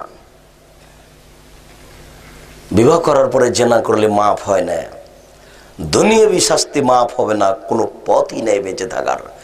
সারা পৃথিবীতে যত মানুষ পুরুষ ও নারী বিবাহ করার পরে জেনায় লিপ্ত হয়েছে, এদের বেঁচে থাকার পৃথিবীতে কোনো পথ ঘাটি নেই। কেউ জানলো না, আপনি আল্লাহর দরবারে ক্ষমা চান, পাপ ক্ষমা হয়ে যাবে সেটা ভিন্ন কথা, কিন্তু আপনি জেনে রাখেন যে আমার বেঁচে থাকার সুযোগ হারিয়ে গেছে, এটা এত বড় পাপ। যে পাপ মানুষের কাছে কিছুই না, যেই পাপ মানুষের কাছে কিছুই না। রাসূল সাল্লাল্লাহু আলাইহি সাল্লাম বলছেন অচিরেই এমন নেতা আসবে দুনিয়াতে, জোর যার মুল্লুক তার, জোর করে নেতা হবে, এদের চরিত্র হবে এই ইস্তাহিলুনাল ফুরুজা, এরা জেনাকে হালাল মনে করবে, জেনা তাদের কাছে কিছু নয়। আল্লাহ রাসূল বলছেন যে পৃথিবী ধ্বংসের চিহ্ন 5টি, তার একটি হচ্ছে জেনা প্রকাশ পাবে। রাসূল সাল্লাল্লাহু আলাইহি সাল্লাম বলছেন লাইজনি জানি হিনা ইয়াজনি ও মুমিন, মানুষ যখন জেনা করে তখন মানুষ মুমিন থাকে না। রাসূল সাল্লাল্লাহু আলাইহি সাল্লাম বলছেন ইজা যাহারা রিবা জিনা, যদি সমাজে 2টি পাপ প্রকাশ পায়, একটা হলো সুদ আর একটা হলো জেনা, এই 2টা যদি পাপ প্রকাশ পায় আহলা বিহিমুল আযাব, তাহলে তাদের উপর আল্লাহর গজব নাজেল হয়ে যায়, হালাল হয়ে যায়, তাদের উপরে গজব নাজেল হবেই, তাদের উপরে গজব নাজেল হবেই, তাদের উপরে গজব নাজেল হবেই। যাদের মাঝে সুদ এবং জেনা প্রকাশ পেয়েছে, শুনুন আরেকটা বিপজ্জনক খুব কথা। রাসূল সাল্লাল্লাহু আলাইহি সাল্লাম বলছেন যে লাম ইয়াজহার ফি কওমিন আল ফাহিশাতা কাত, যখনই কোন জাতির ভিতরে জেনা প্রকাশ পায়, যখনই কোন জাতির ভিতরে জেনা প্রকাশ পায়, ইল্লা ফাশা ফিহিমত তাউন, তখন তাদের মাঝে 2টি বিপদ হবে, তার একটি হচ্ছে হঠাৎ মরণ হবে। 2 ওয়াল আউজা লাম ইয়াকুন ফি আসলামিহিম, এমন রোগ হবে যে রোগ বংশে কোনোদিন ছিল না, এমন রোগ হবে যে রোগের ঔষধ ডাক্তার কিয়ামত পর্যন্ত খুঁজে পাবে না। সমাজে জেনা প্রকাশ পেয়ে গেলে 2টা বিপদ আসবে, বলেন তো একটা বিপদ কি? হঠাৎ মরণ হবে। আরেকটা বিপদ আল্লাহ রাসূল বলছেন এমন রোগ হবে যে রোগ বংশে কোনোদিন কারো ছিল না, এমন রোগ হবে যার ঔষধ কিয়ামত পর্যন্ত কোনো ডাক্তার খুঁজে পাবে না। জেনা প্রকাশ পেলে এটা হবে। রাসূল সাল্লাল্লাহু আলাইহি সাল্লাম 2টা পাপের কথা বলেছেন, আপনি শুনে আশ্চর্য হবেন, মানুষ না করেই পাপী। অবাক হতে হয়, 2টি পাপ আছে দুনিয়াতে, মানুষ না করেই পাপী। তার একটি হচ্ছে কেউ যদি কাউকে বলে আসো জুয়া খেলি, কেউ যদি কাউকে বলে যে আসো জুয়া খেলি, তাহলে তাকে কাফারা দিতে হবে, 10 জন মিসকিন ফকিরকে খাওয়াতে হবে। জুয়া খেলেই নি, শুধু বলেছে যে আসো খেলি। প্রত্যেক যেই খেলাতে টাকার হার জিত রয়েছে সেটাই জুয়া, প্রত্যেক যেই খেলাতে টাকার হার জিত রয়েছে সেটাই জুয়া। যাতে টাকার হার জিত নেই সেটা জুয়া নয়। এই দেশের ছেলেরা বুঝে না। এই যে আন্তর্জাতিক খেলা ক্রিকেট এবং ফুটবল, এটা নিয়ে ব্যস্ত, বুঝে না। ও ব্রাজিলের পক্ষে গেছে, বাপ গেছে পাকিস্তানের পক্ষে। বোকা ছেলে, অশিক্ষিত মূর্খ ছেলে, 3 তলা 5 তলা 10 তলা বাড়ির উপরে পতাকা ঝুলিয়েছে ব্রাজিলের। শোনো, তুমি কি চিনো ব্রাজিলকে? তুমি যদি পায়খানায় পড়ে যাও, আর এটা যদি ব্রাজিল বুঝতে পারে যে তুমি পায়খানায় পড়ে গেছো, আর তারা যদি সুযোগ পায়, তাহলে আরো 2 অঞ্জলি পায়খানা নিয়ে তোমার মাথায় চাপিয়ে দিবে। তুমি চিনো ওরা ইহুদি, তুমি চিনো ওরা খ্রিস্টান, তুমি চিনো ওরা ইহুদি, তুমি চিনো ওরা খ্রিস্টান। ওরা তোমার জানি শত্রু, ওরা তোমার মানি শত্রু, ওরা তোমার জানি শত্রু, ওরা তোমার মানি শত্রু। যত মানুষ এইসব খেলায় অংশগ্রহণ করে দেখে, এরা কেউ শিক্ষিত নয়, সবাই অশিক্ষিত মানুষ। আর এইসব ছেলেগুলো বোকা শ্রেণীর মানুষ। এদের বুদ্ধিও নয়, এদের বিদ্যাও নেই, এদের বুদ্ধিও নয়, এদের বিদ্যাও নেই। শুনুন, এই আন্তর্জাতিক খেলা টিভিতে দেখা তো দূরের কথা, এর গল্প যেখানে চলে সেখানে বসে থাকাও হারাম। আপনি তো ইহুদি খ্রিস্টানকে চিনেন না। ইহুদি খ্রিস্টান পরিকল্পনা করে টাকা দেয় খ্রিস্টান, ইহুদি পরিকল্পনা করে টাকা দেয় খ্রিস্টান, মাঠ করবি মুসলমান। এই দেশের মাটিতে ৩,৫০০ এনজিও রয়েছে। এই দেশের মাটিতে ৩,৫০০ এনজিও রয়েছে। তার একটি এনজিও হচ্ছে গার্মেন্টস। ইহুদি চিন্তা করে যে আমরা মনে করি নারী হচ্ছে জেনার বস্তু, আমরা মনে করি নারী হচ্ছে উপভোগের বস্তু। তাদের আবার বিবাহ কিসের? তাদের দাম দিতে হবে কেন? ওরা তো পতিতালয়ের বস্তু, তাদের দাম দিতে হবে কেন? ওরা তো পতিতালয়ের বস্তু। ইহুদি খ্রিস্টান এটা মনে করে। এইখানে এসে আল্লাহ এবং আল্লাহ রাসূল একটা বিধান দিয়েছেন, না, নারী খুব দামি বস্তু, ওদেরকে ঘেরে রাখতে হবে, ওরা আদরের বস্তু, ওরা দামি বস্তু, ওদেরকে ঘরে রাখতে হবে, ওদেরকে মোহর দিতে হবে, ওদেরকে সম্মান করতে হবে, ওদেরকে মান দিতে হবে। এটা সম্পূর্ণ ইহুদিদের উল্টা হয়ে গেছে। ইহুদি বলছে, আরে খ্রিস্টান বলছে বলে কি, নারী হচ্ছে উপভোগের বস্তু, বাপ ভোগ করবে, ছেলে ভোগ করবে, যার যখন ইচ্ছে সে তাকে ভোগ করবে। ও হচ্ছে ভোগ করা বস্তু, ও পতিতালয়ের বস্তু, ওকে দাম দিতে হবে কেন? হিন্দুরা যেমন দেয়নি, ইহুদি তেমন দেয়নি, খ্রিস্টান তেমন দেয়নি, জাহেলিয়াতের যুগে তেমন দেয়নি।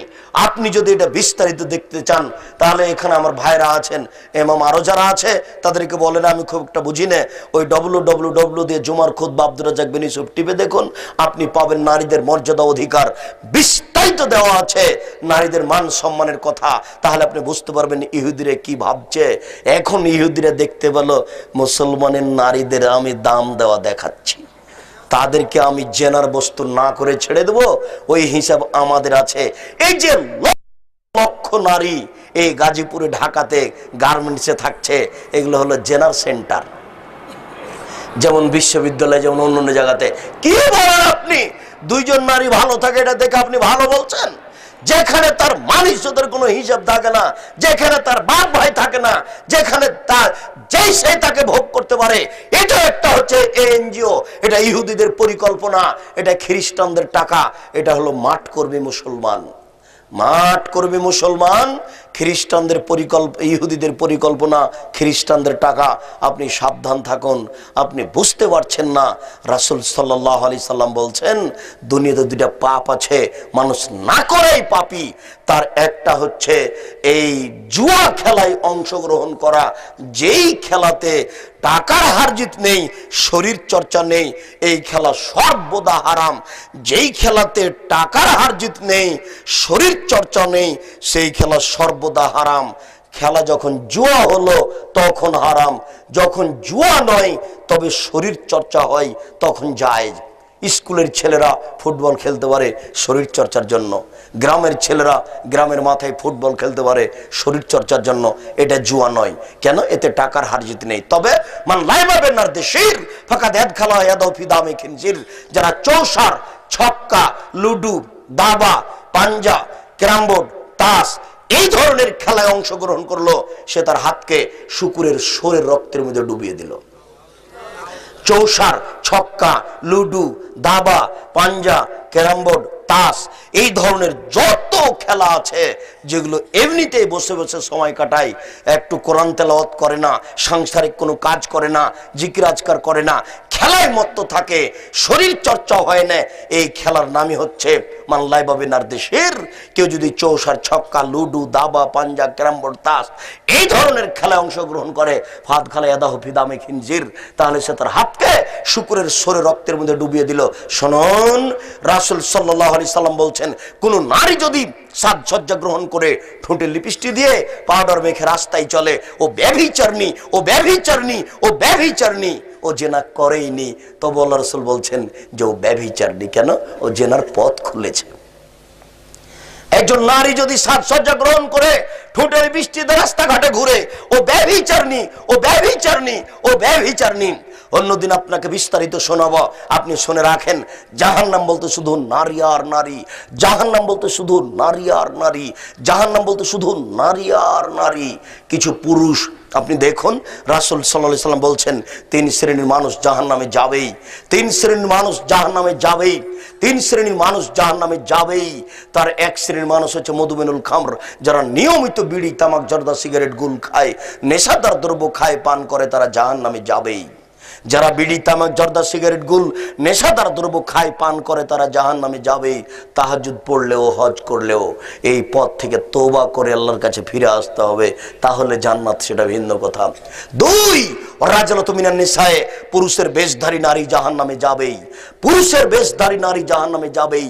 যারা রাস্তাঘাটে আপনার যেখানে সেখানে পুরুষের পোশাক পরে চলছে, পুরুষের জুতা স্যান্ডেল পরে, পুরুষের শার্ট প্যান্ট পরে, পুরুষের গেঞ্জি গায়ে দেয়, এরা জাহান্নামে যাবেই যাবে, এরা জাহান্নামে যাবে। শুধু এরা কেন, যারা স্বাভাবিক পোশাকে রাস্তাঘাটে চলছে এরাও জাহান্নামে যাবে, যারা স্বাভাবিকভাবে রাস্তাঘাটে চলছে এরাও জাহান্নামে যাবে। দেখেন, আল্লাহ রাসূলের বাক্য শুনে আপনি অবাক হবেন। আমি অনুবাদ করে শোনাচ্ছি, শুনলে আপনি মনে করবেন যে মনে হচ্ছে যেন আপনার বাড়ির সাথে হুবাহু মিলে আছে। আল্লাহ রাসূল বলছেন, নেসাউন, মহিলা, কাসিয়াতুন, কাপড় পরে থাকে, আর ইয়াতুন, উলঙ্গ। দেখেননি আপনার স্ত্রী উলঙ্গ হয়ে আছে? আপনার চোখ পড়েনি কোনোদিন? ওই যে ছোট ব্লাউজ পরে আছে, পেট পিট দেখতে পাওয়া যায়, এটাই তো উলঙ্গ পোশাক। আপনি দেখেননি আপনার মেয়ে উলঙ্গ হয়ে আছে, যে ফতোয়া গায়ে দিয়ে কলেজে যায়? ওই যে এখনো রাত এখন গভীর হয়ে আছে, আপনি দেখেন ঢাকা শহরে, গাজীপুরে এখনো রাস্তাঘাটে মেয়ে হাঁটছে। কেন? ও কি হিন্দুর মেয়ে? ও মুসলমানের বাচ্চা নয়। ও কি ইহুদির মেয়ে? ও কি খ্রিস্টানের মেয়ে? ও হলো কাপুরুষের মেয়ে, ও হলো কাপুরুষের বাচ্চা, যার শরীরে পুজ আছে, যার শরীরে রক্ত নেই। জন্ম দিতে পারলেই বাপ হওয়া যায় না, জন্ম দিতে পারলেই বাপ হওয়া যায় না, প্রসাব করাতে পারলেই মা হওয়া যায় না। বাপ হওয়ার জন্য আবু বকর সিদ্দিককে দেখতে হবে। আবু বকর সিদ্দিক খোলা মাঠে দিন দুপুরে জামায়ের সামনে পৃথিবীর সবচেয়ে বড় শিক্ষিতা বুদ্ধিমতী নারী আয়েশা, তাকে 2-3 কিল লাগিয়ে দিলেন, থাপ্পড় লাগিয়ে দিলেন। পৃথিবীর সবচেয়ে বড় শিক্ষিত নারী আয়েশা, পৃথিবীর সবচেয়ে বড় সম্মানী মানুষ হচ্ছেন আয়েশার স্বামী মুহাম্মদ সাল্লাল্লাহু আলাইহি সাল্লাম, পৃথিবীর সবচেয়ে বড় সম্মানী মানুষ হচ্ছেন আবু বকর সিদ্দিক রাদিয়াল্লাহু তাআলা আনহু। তিনি মেয়েকে মেরে দিলেন, দিন দুপুরে মেয়েকে মেরে দিলেন, প্রায় 1400 মানুষের সামনে মারলেন, জামাইয়ের সামনে মারলেন, বিবাহদারী বেটিকে মারলেন, পূর্ণ যুবতী মেয়েকে মারলেন। এত বড় বাপে এত বড় বেটিকে, এত বড় মেয়ের জামাইয়ের সামনে খোলা মাঠে দিন দুপুরে মেরে দিলেন। ভুল কোথায় মেয়ে হার হারিয়ে দিয়েছে একটু খেয়াল করেননি, সেই জন্য তিনি মেরে দিলেন। আর আপনার মেয়ে রাত 10টায় শহরে ল্যাংড়া হয়ে ঘুরে বেড়ায়। আপনি আমার বাপ, আপনার মতো কাপুরুষ পিতে বেঁচে থাকার চেয়ে না থাকা অনেক গুণে ভালো। আপনার মতো কাপুরুষ পিতে, আপনার মতো কাপুরুষ পিতে বেঁচে থাকার চেয়ে না থাকা অনেক গুণে ভালো। মেয়ে জন্ম দিয়েছেন, কাজ করে খাওয়ান। টাকা বেশি আছে, ব্যবসা করে খাওয়ান। টাকা কম আছে, কলা বিক্রি করে বেটিকে খাওয়ান। টাকা কম আছে, চকলেট বিক্রি করে বেটিকে খাওয়ান। তাও যদি না পারেন, দিন মজুরি করে বেটিকে খাওয়ান। যদি দিন মজুরি করে খেতে না পারেন, ভিক্ষা করে খেয়ে বেটিকে খাওয়ান। বেটি বাইরে যাবে কেন? জন্ম দিয়েছেন, কোনো পথ নাই, ভিক্ষা করে বেড়ান। ভিক্ষা করে করে মেয়েকে খাওয়াতে হবে, মেয়ে বাইরে যাবে কেন? জন্ম দিয়েছেন আপনি, আর দেখবো আমি? কে আপনাকে হিসাব দিল? জন্ম দিতে পারলেই বাপ হওয়া যায় না, প্রসাদ পারলে মা হওয়া যায় না, আপনি সাবধান থাকুন। রাসূল সাল্লাল্লাহু আলাইহি সাল্লাম বলছেন, মুমিনাতুন, এরা পুরুষকে নিজের দিকে আকৃষ্ট করে। যখন আপনার মেয়ে রাস্তায় হাঁটে তখন দুই দিকের পুরুষ আপনার মেয়েকে দেখতে থাকে। মায়লাতুন, ওরা নিজেরা পুরুষের দিকে আকৃষ্ট হয়। আবার দেখুন, নেসাউন, মহিলা, কাসিয়াতুন, কাপড় পরে থাকে, আর এতুন, উলঙ্গ। মুমিনাতুন, পুরুষকে নিজের দিকে আকৃষ্ট করে, এটা দেখতে পাচ্ছেন বাস্তব। মায়লাতুন, তারা নিজেরা পুরুষের দিকে আকৃষ্ট হয়। এটা কিভাবে? ও যখন বাড়িতে আছে ভালোই আছে, মায়ের একটু কাজ করে, বিছানা একটু রেডি করে, বাপকে একটু খাবার দেয়, বাড়িতে আছে ভালোই আছে। ও যখন বাড়ি থেকে বের হয়েছে, কলেজে যাবে, বাজারে যাবে, নারীর উচিত রাস্তার এক পাশ দিয়ে যাবে, মাথা নিচু করে যাবে। একাধিক হাদিস, রাস্তার এক পাশ দিয়ে যাবে, মাথা নিচু করে যাবে। ও কেন জানি কেমন কেমন করে, ও কেন জানি আন্টি শান্টি করে, একবার হাত হিলায়, একবার মাথা নাড়ে, একবার চুল হিলায়, ও কেন জানি কেমন কেমন করে। ও এখন পুরুষের দিকে আকৃষ্ট হয়েছে, এই কথাই নবী বলছেন। আবার শুনুন, নেসাউন, মহিলা, কাসিয়াতুন, কাপড় পরে থাকে, আর এতুন, উলঙ্গ হয়ে থাকে। মুমিনাতুন, পুরুষকে নিজের দিকে আকৃষ্ট করে। মায়লাতুন, পুরুষের দিকে নিজেরা আকৃষ্ট হয়। লায়াদখুলুল জান্নাহ, এরা জান্নাতে যাবে না, এরা জান্নাতে যাবে না। জান্নাতে তো যাবে না, যাবেই না, জান্নাতে তো যাবে না, যাবেই না। ওয়ালা ইয়াজিদনা রিহাহা, জান্নাতের গন্ধ পাবে না। যে গন্ধ তুজাদু মিন মাসিরাতি কাদা ওয়া কাদা, 1 বছরের দূরত্ব পথ থেকে পাওয়া যায়, এটা জান্নাত। এখান থেকে একটা দ্রুতগামী ঘোড়া দৌড়াতে লাগলো, 1 বছর দৌড়িয়ে যত পথ যাবে, আপনি যদি পথের মাথায় দাঁড়ান তাহলে আপনি জান্নাতের গন্ধ পাবেন। কিন্তু এই নারী জান্নাতে তো যাবে না, যাবে না, জান্নাতের গন্ধও পাবে না। আপনি বুঝতে পারছেন না নারীর বিষয়টি কি। রাস্তাঘাটে যেভাবে দেখছেন আপনার অবাক হওয়া উচিত। দুঃখিত, শুনুন, রাসূল সাল্লাল্লাহু আলাইহি সাল্লাম বলছেন, আমি ঘুমিয়েছিলাম, হঠাৎ করে 2 জন মানুষ আমার পাশে এসে, একজন ডান বাহু ধরলো, একজন বাম বাহু ধরলো, ধরে নিয়ে চলে যাচ্ছেন। ভাইজাবের জালেন, ভাইজাবে কমিন, দেখি অনেক মানুষ, হায় হায়, আশা তো ইন্তেকাফান, ফুলে ফেঁপে বিশাল আকৃতি ধারণ করে আছে, 30 হাত, 40 হাত, 50 হাত হয়ে উঁচু হয়ে মোটা মোটা হয়ে আছে। অন্তহরিহান, খুব দুর্গন্ধ, দুর্গন্ধের কারণে পাশে থাকা যায় না। কান্নাহুল মারাহিজ, মনে হচ্ছে তারা গ্রামের টয়লেট, মনে হচ্ছে তারা গণশৌচাগার, এত দুর্গন্ধ। আমার ডান দিক ধরলেন জিবরাইল, আমার বাম দিক ধরলেন মিকাইল। আমি ঘুমিয়েছিলাম, এইভাবে তারা 2 জন ধরে আমাকে নিয়ে চলে গেলেন। হঠাৎ দেখি অনেক মানুষ ফুলে ফেঁপে বিশাল আকৃতি ধারণ করে আছে, খুব গন্ধ, গন্ধে টিকা যায় না। মনে হচ্ছে গণশৌচাগার, মনে হচ্ছে গ্রামের টয়লেট, মনে হচ্ছে খোলা পায়খানা, টিকা যায় না। আমি বললাম, জিবরাইল, মানাহাউলায়, হায় হায়, এরা কারা? জিবরাইল বললেন, অহমুজ জনাতা জাওয়ানি, এরা হচ্ছে ব্যভিচার, ব্যভিচারনী। ভেবে দেখুন বিষয়টি, চিন্তা ভাবনার। শামর ইবনে জুনদুব রাদিয়াল্লাহু তাআলা আনহু বলেন, রাসূল সাল্লাল্লাহু আলাইহি সাল্লাম বলেছেন, একদা জিবরাইল আমার ডান হাত ধরলেন, মিকাইল আমার বাম হাত ধরলেন, ধরে আমাকে টেনে নিয়ে যাচ্ছেন। ফাতাইনা নালম নাকবিল মিসলিত তান্নুর আলা হুজাইকুন আসফালু আছে। হঠাৎ একটা গর্তের পাশে চলে আসলাম। সেই গর্তটা চুলার মতো মনে হচ্ছে, উপরের দিক সংকীর্ণ, নিচের দিক প্রশস্ত, উপরের দিক সংকীর্ণ, নিচের দিক প্রশস্ত। তাওয়াক্কুতা হতো নার, ভিতরে ধাঁধা ধাঁধা করে আগুন জ্বলছে। ভাইজা ইরতাফাত ইরতাফাউ কাদা ইয়াখরুজু মিনহা, যখন আগুন জোরে জ্বলে উঠছে, ওর ভিতরে যা কিছু আছে সব উপরে চলে যাচ্ছে, মনে হচ্ছে যেন বের হয়ে যাবে। ভাইজা খামিদাত রাজাউ ফিহা, আর যখন আগুনটা একটু কমে যাচ্ছে, সবকিছু ভিতরে চলে যাচ্ছে, দেখি সেখানে রেজালুন অনিসাউন ওরাতুন, নারী পুরুষ উলঙ্গ হয়ে জমা লেগে আছে, ধাঁধা ধাঁধা করে আগুনে জ্বলছে, নারী পুরুষ উলঙ্গ হয়ে জমা লেগে আছে, দেখি তার ভিতরে এইভাবে জ্বলছে। আমি বললাম, জিবরাইল, মান হাওলায়ে, এরা কারা? জিবরাইল বললেন, অহমুজ জনাতা জাওয়ানি, তারা ব্যভিচার, ব্যভিচারনী। যারা জেনায় লিপ্ত হবে তারা এইভাবে জমা লেগে থাকবে আর আগুনে জ্বলবে। রাসূল সাল্লাল্লাহু আলাইহি ওয়াসাল্লাম বলেছেন যে জেনাকারিনী মহিলার লজ্জা স্থানের গন্ধে জাহান্নামীরা জাহান্নামে টিকতে পারবে না।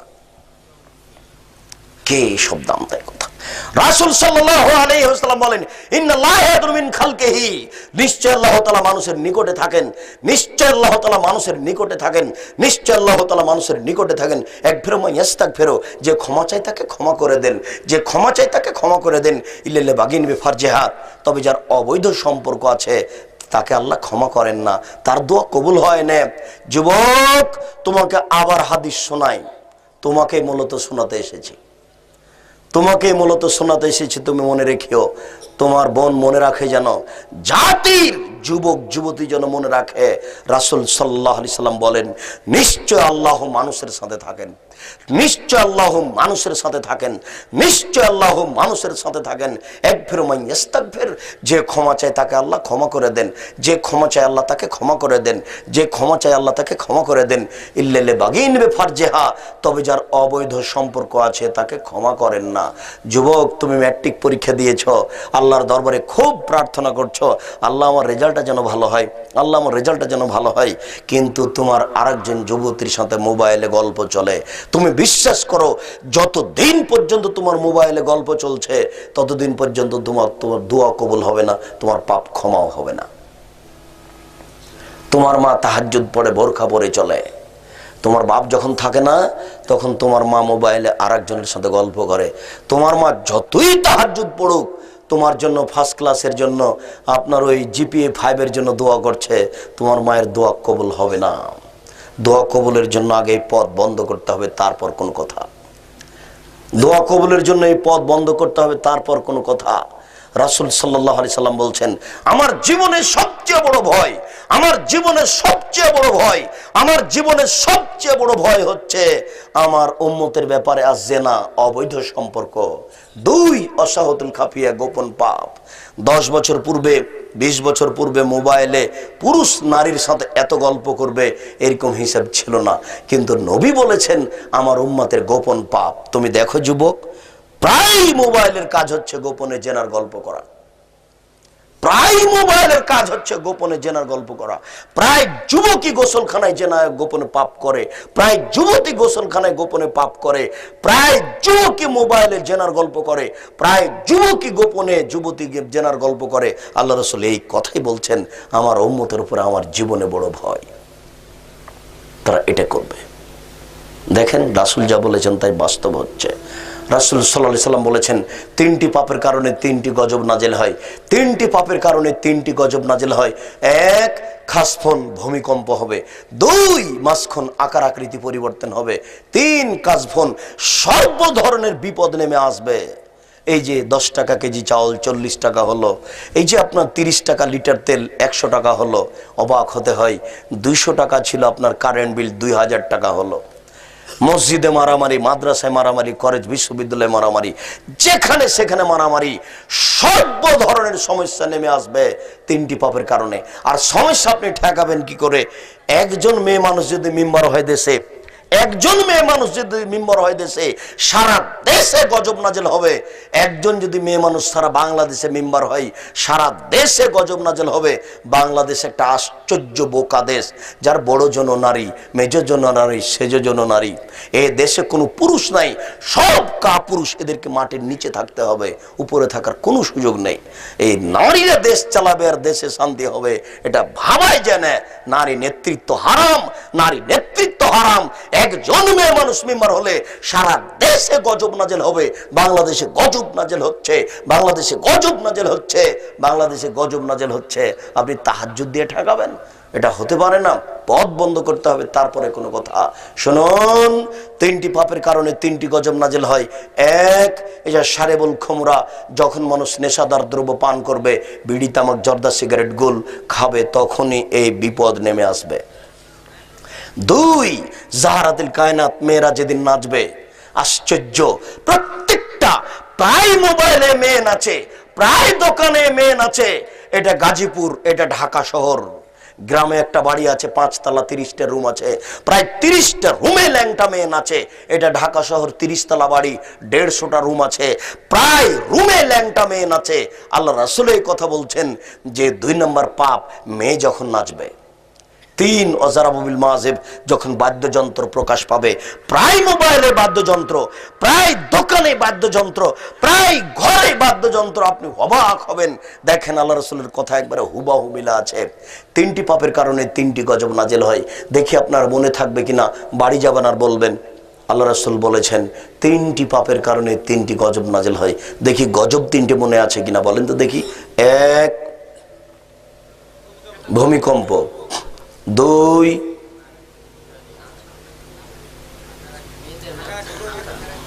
2 আকার আকৃতি পরিবর্তন, 3 সর্বধরনের সমস্যা। এগুলো গজব 3টা আগে সিরিয়াল দেন, পাপ 3টে পরে। গজব 3টা আগে সিরিয়াল, বাড়ি যাবেন আর বলবেন 1 ভূমিকম্প, 2 আকার আকৃতি পরিবর্তন, 3 সর্বধরনের সমস্যা।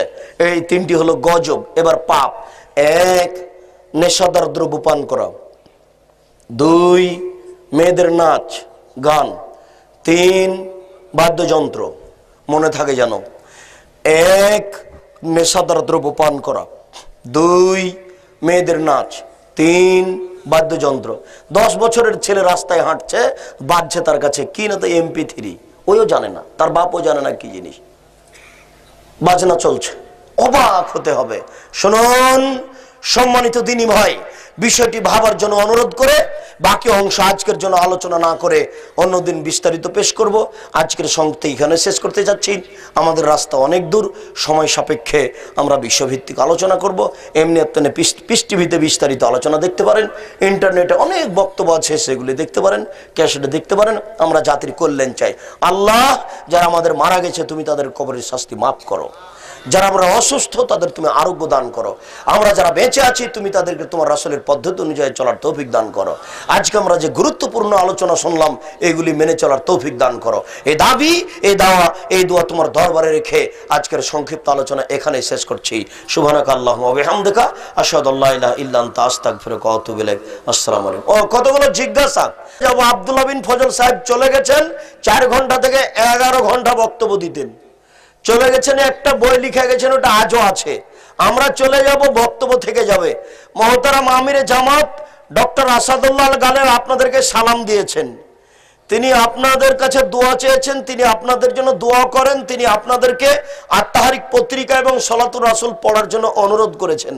আর আমরা বিশেষভাবে আমি খাকসার অনেক বই আছে আপনার পরিবারকে সুন্দর করার জন্য, আদর্শ নারী, আদর্শ পুরুষ।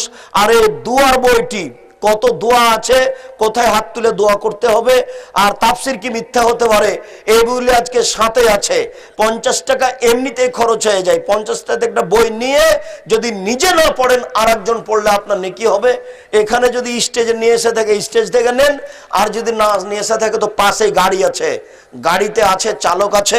সবাইকে কয়েক মিনিটের বইগুলি সংগ্রহ করতে বলছি।